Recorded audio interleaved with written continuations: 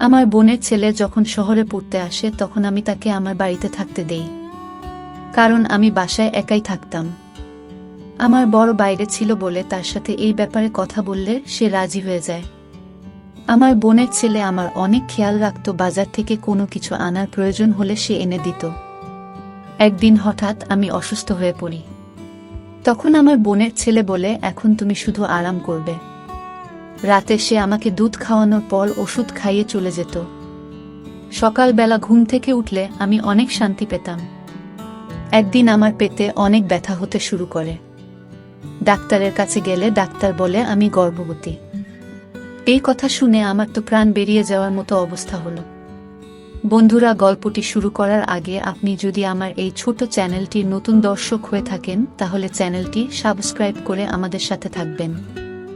Doctor যখন আমাকে বলে আমি গর্ভবতী তখন আমার মাথায় আকাশ ভেঙে পড়ে। আমি আশ্চর্য হয়ে ডাক্তারের মুখের দিকে তাকিয়ে থাকি। তিনি আমাকে এমন একটা কথা বলেছিলেন, সেটা শোনার পর আমার চিন্তাভাবনা করার ক্ষমতা হারিয়ে গেছিল। আমার মনে হচ্ছিল আমার উপর পাহাড় ভেঙে পড়েছে, এটা কি করে সম্ভব? আমি এটা মেনে নিতে পারছিলাম না। আমি ডাক্তারকে বলি, নিশ্চয়ই আপনার কোথাও ভুল হচ্ছে, আমার শুধু পেটে ব্যথা করত। সে আমাকে দেখে হাসতে থাকে। সে আমাকে রিপোর্ট দেখায়, আমাকে বলে, বিগত 3 বছর ধরে তুমি আমার কাছে এই জন্যই তো চিকিৎসা করছো। অবশেষে ভগবান যখন তোমাকে খুশির খবর শুনিয়ে দিল, তখন তো তোমার ভগবানকে ধন্যবাদ দেওয়া উচিত। আমি আমার রিপোর্ট দেখে চমকে যাই। আমি কখনো ভাবতে পারিনি আমার জীবনে কখনো এরকম ভয়ঙ্কর ঘটনা ঘটবে। আমি তো এই কথা শুনে ঘাবড়ে যাই। আমার বিয়ের 5 বছর হতে চলল, আর আমার বর কাজের সূত্রে বাইরে থাকে। কয়েক বছরে শুধুমাত্র 10 দিনের জন্য দেশে আসে। আর আমি চাইতাম সেই সময় আমার ইচ্ছা যাতে পূরণ হয়ে যায়, যাতে আমার মন বাচ্চার উপরে থাকে, তাকে নিয়ে যাতে আমি দিন কাটাতে পারি। কিন্তু প্রত্যেকবার আমি দুঃখ পেতাম। এখন তো সে বিদেশে ছিল। আমি ডাক্তারকে কিছু বলিনি। নিজের রিপোর্ট নিয়ে ধীরে ধীরে বাইরে চলে আসি। আমার মাথা কাজ করা বন্ধ করে দিয়েছিল। এটা কি করে হতে পারে? আমি গর্ভবতী। আমার বাড়ি ক্লিনিকের একটা গলির পরেই ছিল, কিন্তু আমার পা এত ভারী মনে হচ্ছিল যেন আমার কাছে অনেক ভারী কিছু চাপানো আছে। বাড়িতে আমরা শুধু দুজনই থাকতাম, আর কেউ থাকতো না। এক আমি, আর দ্বিতীয়ত ফাহিম আমার মাথা কাজ করা বন্ধ করে দেয়। ফাহিম আমার নিজের বোনের ছেলে ছিল, আমার নিজের বড় দিদির ছেলে। তার ব্যাপারে উল্টোপাল্টা কিছু চিন্তা করতে পারছিলাম না। আমি তখনই সামনে নিজের বাড়ির গেট দেখে আমি চমকে উঠি। আমার মনে হচ্ছিল ক্লিনিক থেকে বাড়ি পর্যন্ত কোনো প্রাণহীন লাশকে ধাক্কা দিয়ে এত দূর নিয়ে এসেছে। আমার গলা এমনভাবে শুকিয়ে গেছিল যে আমার নিঃশ্বাস নিতে পর্যন্ত কষ্ট হচ্ছিল। আমি দরজায় বেল বাজাই, তখনই ফাহিম এসে দরজা খুলে দেয়। আমি বাড়ির ভিতরে চলে যাই। আমাকে দেখে ফাহিম হাসতে থাকে। আমি ঘরে যেতেই সে বলে, মাসি, আজ তুমি এত দেরি করে এলে। আমি তোমার জন্য অনেক অপেক্ষা করেছি। তারপর আমি আর খিদে সহ্য করতে না পেরে খেয়ে নিয়েছি। তোমার জন্য খাবার নিয়ে আসি। সে আমার বড় দিদির ছেলে, যে চাকরির সূত্রে শহরে চলে এসেছিল, আর বিগত কিছু মাস ধরে সে আমার সাথে থাকছে। আমার স্বামীরও এ ব্যাপারে কোনো আপত্তি ছিল না। ফাহিমের ব্যাপারে সে সবকিছু জানত। তাছাড়া সে অনেক খুশি ছিল। সে আমায় খুব একটা চিন্তা করত না, ফাহিম ছিল বলে। ফাহিম বলল, মাসি, তোমার কি হয়েছে? ফাহিমের কথা শুনে আমি চমকে যাই। আমি বললাম, কিছু না, আমার খিদে নেই, মাথায় ব্যথা করছে, আমি নিজের ঘরে যাচ্ছি। এই কথা বলে আমি ঘরে চলে গেলাম। আমি রিপোর্ট টেবিলে রেখে নিজের নিষ্প্রাণ শরীর নিয়ে বসে থাকি। আমার চিন্তাশক্তি শেষ হয়ে গেছিল। ফাহিম আমার নিজের বন্ধু ছিল, আমার দিদির ছেলে।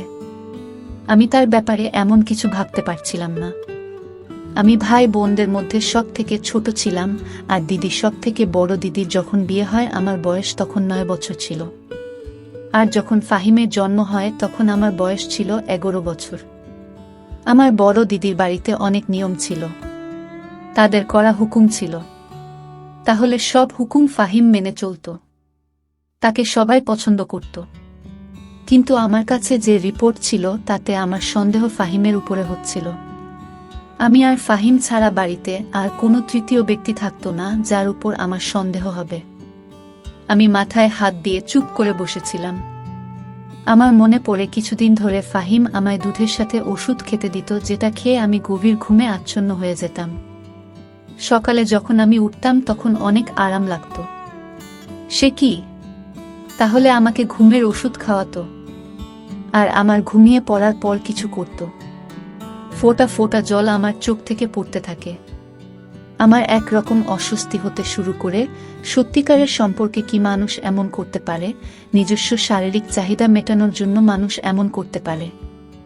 আমি তার মাসি ছিলাম, তার নিজের মায়ের বোন, মানে তার মায়েরই মতন। সে আমার কাছে ছেলের মতোই ছিল। আমি তার সামনে কোনো পর্দা করতাম না। তার মাথা যদি আমার ব্যাপারে এরকম ভাবেও, তবে তার মন কি করে এই পাপ, এই অন্যায় করতে সম্মতি দিল? আমি অনেক কাঁদছিলাম। আমি যে কি ভয়ঙ্কর যন্ত্রণা সহ্য করেছি তা হয়তো কেউ বুঝতেও পারবে না। আমার মনে পড়ে গেল ছোটবেলায় আমি যখন দিদির কাছে থাকতাম, তখন সে আমার কোলে বসে পড়ত। সে আমাকে মাসি না বলে মাতামাতি বলতো। আমি সবার ছোট ছিলাম আর সে দিদির প্রথম সন্তান ছিল। সেই জন্য আমার বাড়িতে সব থেকে বেশি সময় সে আমার সাথে কাটাতো। যখন আমার বিয়ে ঠিক হয় তখন সে নতুন নতুন কলেজে ভর্তি হয়েছে। সে আমাকে সোহানের নাম নিয়ে অনেক রাতও সে বলতো, তুমি এত সুন্দরী, মনমোহিনী। আর সে লম্বা চওড়া ছেলে, তার উপরে রাগী মেজাজের। মাসি, সোহান আঙ্কেলকে তোমার সাথে একদম মানাবে না। তোমার সাথে তো আমার মতো কোনো স্মার্ট ছেলেকে ভালো লাগবে। সে সবসময় সোহানের ব্যাপারে এরকম বলতো। হ্যাঁ সত্যি, আর কি করত? আমি তার দিকে অনেক রেগে রেগে তাকাতাম। আমার আর তার মধ্যে আন্ডারস্ট্যান্ডিংও অনেক ভালো ছিল। যখন সে আসতো রাতে অনেক কথা বলতো, হাসতো, মজা করত। সে এখন আমায় বলে, সোহান আঙ্কেল মনে হয় বিদেশে কোনো মেম সাহেবকে বিয়ে করে নিয়েছে, সেজন্যই তো ফিরতে চায় না।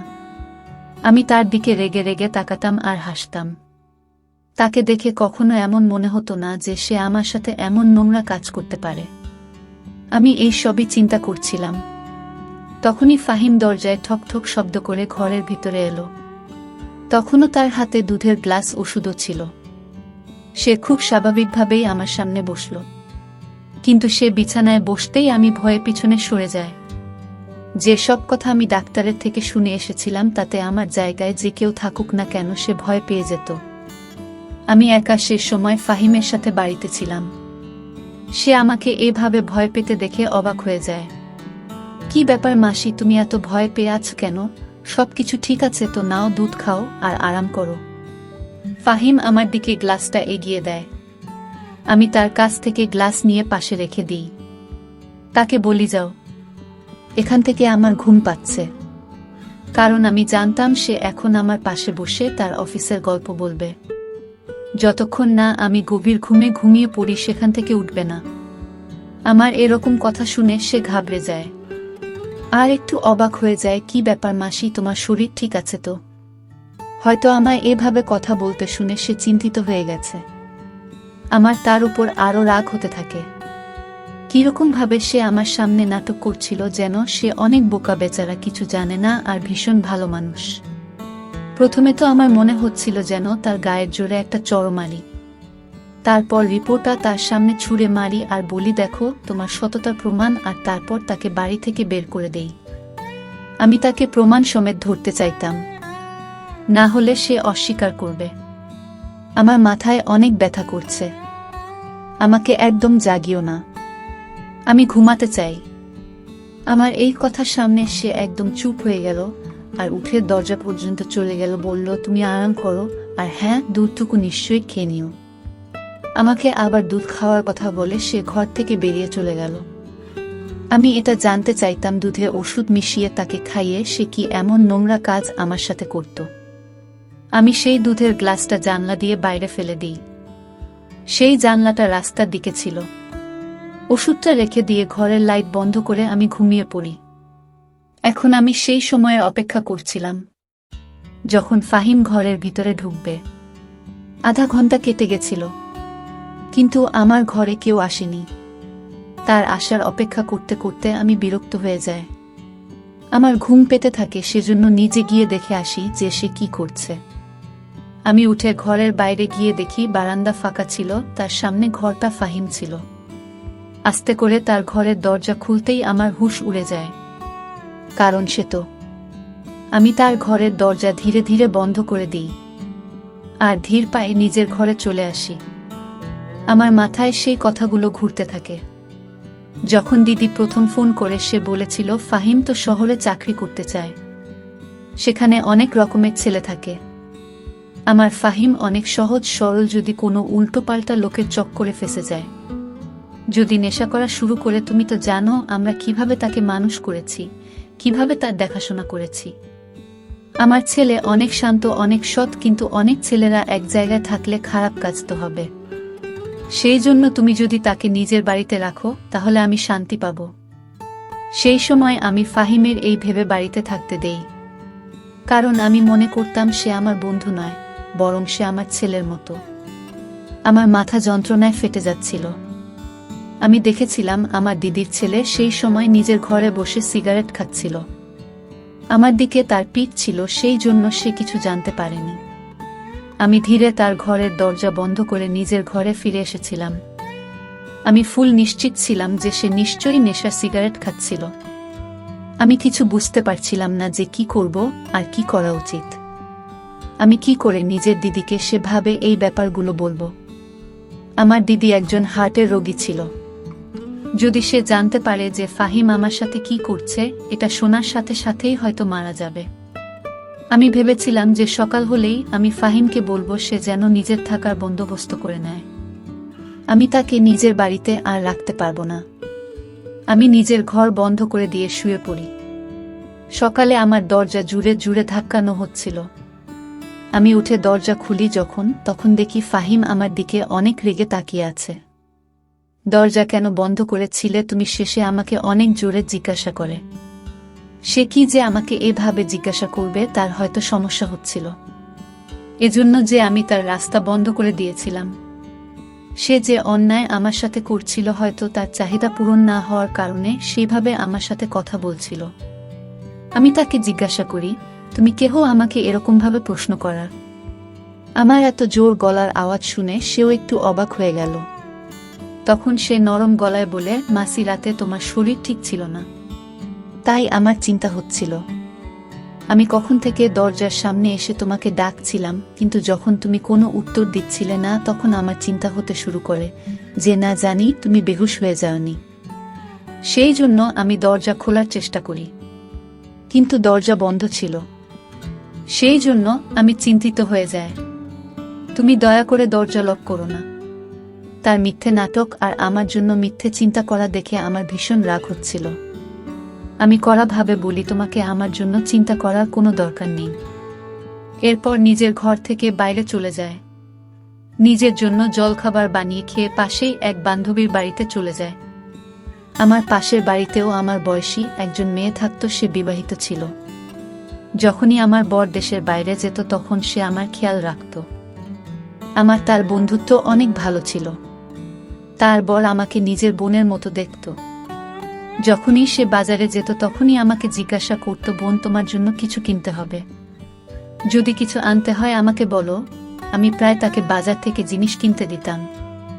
যবে থেকে ফাহিম আসে তখন থেকে ফাহিম এসব কাজ করত। এখন আমার প্রতিবেশী সীমার সাথেই কাজ ছিল যে আমায় বর্জন করতে হবে। এই পাপ আমার জীবন থেকে শেষ করে দেওয়া ছাড়া আমার আর কোনো উপায় ছিল না। আমি এটাই বুঝতে পারছিলাম না যে আমি সীমাকে কি বলবো, না জানি সে আমার ব্যাপারে কি ভাববে। কিন্তু আমার কোনো না কোনো মহিলাকে তো দরকার ছিলই। আমাকে তো কাজটা করতেই হবে, কারণ দিদিকে যদি সত্যিটা বলি তবে সে মেনে নিতে পারবে না।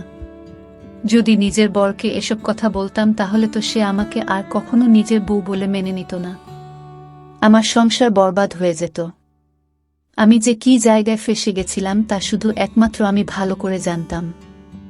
আমি একজন নতুন লেডি ডাক্তারের কাছে গিয়েছিলাম আর বলেছিলাম যে যদি আমার কাজ ঠিকভাবে করে দেয় তবে তাকে আমি ভালো টাকা দেব। সে মহিলা ডাক্তার রাজি হয়ে যায়, কিন্তু সেই রাতে আমার সাথে কিছুটা এরকম হয় যা দেখে আমি কেঁপে উঠি। আমি রাতে ফিরে ফাহিমকে বলি যে আমি তোমাকে আর নিজের বাড়িতে রাখতে চাই না। সেই জন্য সে যেন 1 সপ্তাহের মধ্যে নিজের থাকার ব্যবস্থা করে নেয়। আমার কথা শুনে সে অবাক হয়ে যায়। মাসি, তুমি এসব কি বলছো? আমি তোমাকে ছেড়ে কোথায় যাব? আমার কোনো ব্যাপার না, আমি কোথাও একটা থেকে যাব, কিন্তু মাসি তুমি একা কি করে থাকবে? ফাহিমের কথা শুনে আমার রাগ হতে শুরু করে। আমি বলি, তুমি আসার আগে আমি একাই থাকতাম। যত তাড়াতাড়ি সম্ভব নিজের জন্য থাকার জায়গা খুঁজে নাও। সে কোনো উত্তর দেয় না, কিন্তু তাকে দেখে চিন্তিত মনে হচ্ছিল। আমি নিজের ঘরে এসে শুয়ে পড়ি। এখন আমি নিজের ঘরের দরজা লক করে রাখতাম। কিছুক্ষণের মধ্যেই আমি ঘুমিয়ে পড়ি। তারপর আমার আর কিছু মনে ছিল না। রাতে যখন চোখ খুলে তখন মনে হচ্ছিল যে আমার পাশে কেউ শুয়ে আছে, কিন্তু আমার ঘরে অনেক অন্ধকার ছিল। এতটাই অন্ধকার ছিল যে আমি সেই মানুষটাকে দেখতে পাচ্ছিলাম না। শুধু এটা মনে হচ্ছিল যে আমার পাশে কেউ শুয়ে আছে। আমি অনেক ভয় পেয়ে গেছিলাম। আমি তাড়াহুড়ো করে কিছু বুঝতে না পেরে চিৎকার করতে থাকি। কিছুক্ষণের মধ্যেই আমার পাশে শুয়ে থাকা মানুষটা উঠে বসে। আমার বিছানা থেকে উঠে যাওয়ার আগেই সেই মানুষ নিজের হাত দিয়ে আমার মুখ চেপে ধরে। এখন তো আমি অনেক চমকে গিয়েছিলাম। আমি নিজেকে বাঁচানোর কোনো কথা চিন্তা করার আগে সে মানুষটা বিছানার পাশে থাকা ল্যাম্প অন করে দেয়। তাকে দেখে তো আমার হুঁশ হারিয়ে যায়। আমার সামনে আমার বর ছিল কখন বাড়ি আসে। সে আমাকে কিছু না জানিয়ে হঠাৎ চলে এসেছিল। সে হাসতে থাকে, বলে তোমাকে সারপ্রাইজ দেওয়ার ছিল। যখন আমি বাড়ি ফিরি তখন ফাহিম দরজা খুলে। সে জানতো আমি এখানে আছি। যখন আমি ঘরে আসি তখন ঘর লক ছিল। তুমি জানো, জানলা দিয়ে আমাকে ভিতরে আসতে হয়েছে। তুমি তো অদ্ভুত। এখানে কি এমন অচেনা ব্যক্তি আছে যে তুমি দরজা লক করেছ? তার কথায় আমি উত্তর দিতাম। সেই সময় আমি মন থেকে অনেক ভেঙে পড়েছিলাম। সেই জন্য সোহানের গলা জড়িয়ে আমি অনেক কাঁদতে থাকি। সে ভেবেছিল যে সে ছিল না বলে আমি উদাস ছিলাম। সেজন্য এভাবে হঠাৎ তাকে সামনে দেখে কেঁদে দিয়েছি। সত্যিটা অন্য কিছু ছিল। আমি জানতাম আমার উপর দিয়ে কি ঝড় বয়ে যাচ্ছে। সে আমাকে সান্ত্বনা দিতে থাকে।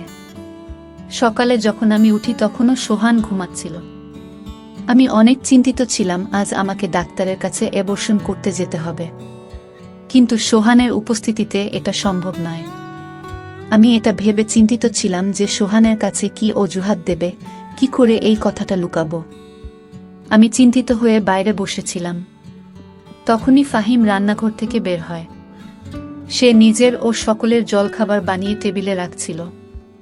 আমাকে দেখে হাসতে থাকে আর আমাকে জিজ্ঞাসা করে, মাসি মেসোকে এভাবে হঠাৎ দেখার সারপ্রাইজ পেয়ে কেমন লাগছে?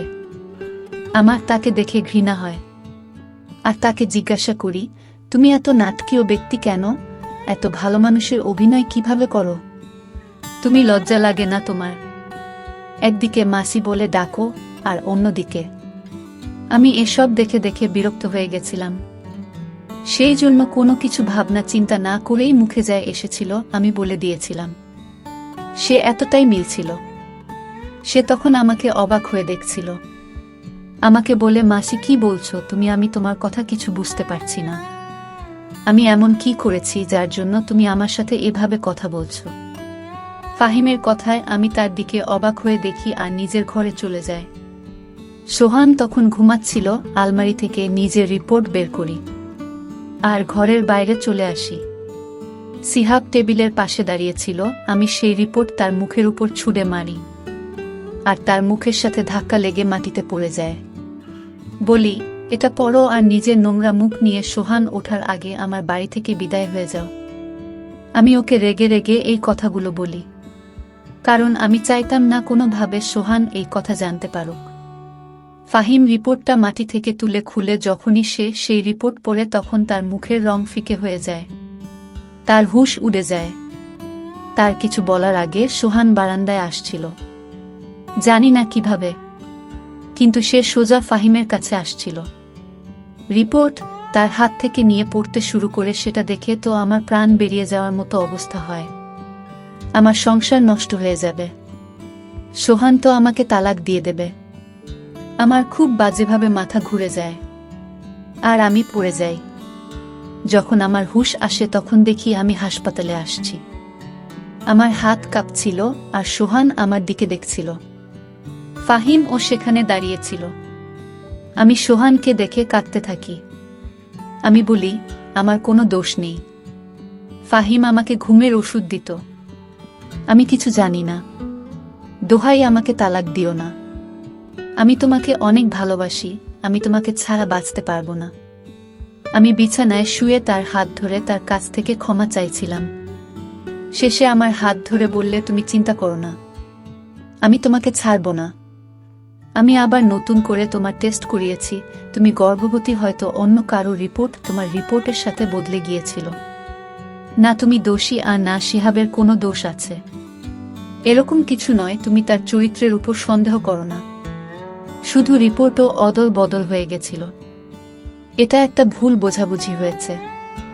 ফাহিমের উপর যখন আমার নজর পড়ে তখন সে কাঁদছিল, তার মুখ থেকে কোনো শব্দ বেরোচ্ছিল না। ও শুধু কাঁদছিল। আমাকে দেখে আমার কাছে এলো আর বলল, মাসি, তুমি কি করে ভাবলে যে আমি তোমার সাথে এরকম করতে পারি? আমি আমার মা আর তোমার মধ্যে কখনো কোনো পার্থক্য করিনি। আমি তো কখনো কোনো অচেনা মেয়ের দিকে চোখ তুলে পর্যন্ত তাকাইনি। তুমি তো আমার মায়ের মতো। আমি বললাম, আমি তোমাকে সিগারেট খেতে দেখেছি। সে বলে, আমি নেশা আর সিগারেট কখনো খাই না। হ্যাঁ, কখনো কখনো এমনি সিগারেট খাই। আমি তোমার খেয়াল এই জন্য রাখতাম যে ছোটবেলা থেকে আমি তোমার কোলে পিঠে করে মানুষ হয়েছি, বড় হয়েছি, সেই জন্য। যেভাবে আমি আমার মায়ের খাবার আর ওষুধের খেয়াল রাখতাম সেভাবেই তোমারও খেয়াল রাখতাম।